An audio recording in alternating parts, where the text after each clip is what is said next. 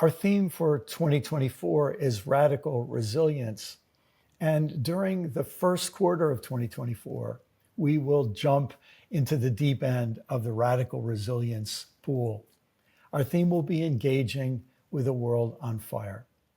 Way back in 2007, I wrote a book called Everything Must Change. I wanted to understand what our greatest challenges and threats and problems were here on Earth as a global civilization. I spent a year researching the literature of global crises, and I came away with an understanding of four deep, deep problems that we face. We face a crisis with our planet.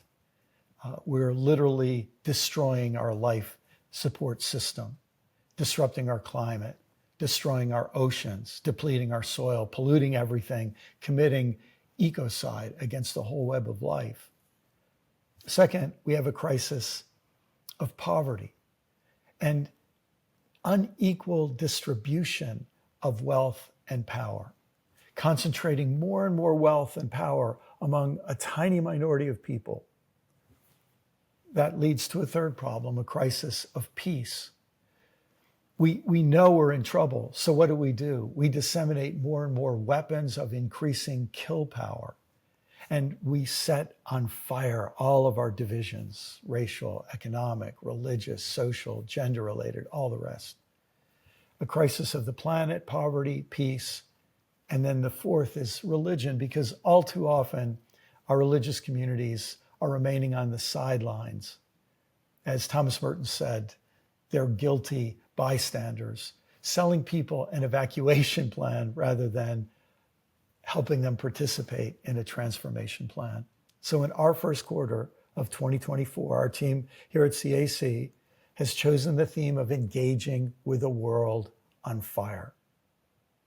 The great Buddhist teacher Thich Nhat Hanh came of age in Vietnam right as his nation was descending into civil war. He didn't want to be part of a religious community that was disengaged from his culture at a time of great need. So he began to articulate what he called a form of engaged Buddhism. It was the same with Thomas Merton. He became a monk, a Trappist, people who are withdrawn from the world and all of the events and affairs of the world.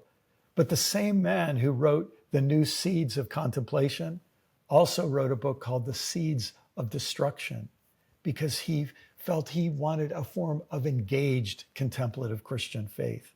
When Richard started the CAC, he wanted to be the Center for Action and Contemplation, engaged contemplation rooted in the Christian tradition. And of course, this just draws from the example of Jesus, who withdrew for a period of contemplative silence at the beginning of his ministry for 40 days, the story says.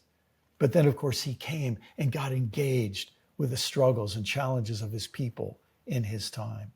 Every day he would follow that same rhythm, withdraw for solitude, but then come back to engage, healing, feeding, caring, welcoming, binding up the wounds of this world, and implanting in people a vision of resilience, engaging with a world on fire.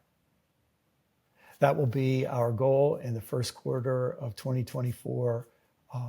And we're so glad that you'll be part of this shared process in our CAC community, in the daily meditation community, and that this will in many ways give birth to a movement of the Spirit in us, through us, among us.